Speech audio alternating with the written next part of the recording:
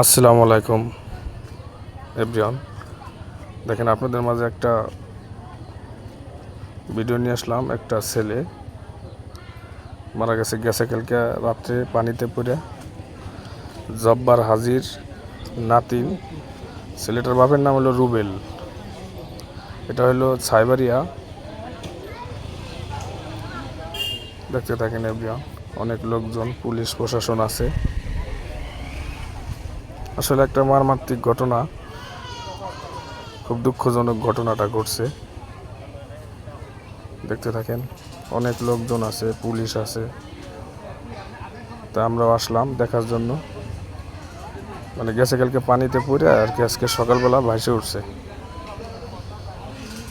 ছেলেটার বাপের নাম হলো রুবেল,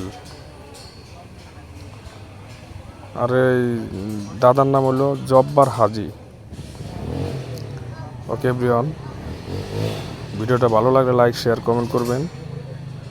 সবাই দেখেন, এই খাটের পর হলো লাশটা আছে। সুন্দর কিউট একটা ছেলে, দেখতে থাকেন। এটা বয়স হলো 18 মাস। দেখতে থাকেন এভরিওয়ান, দেখেন এই লাশ কাটিয়ায়।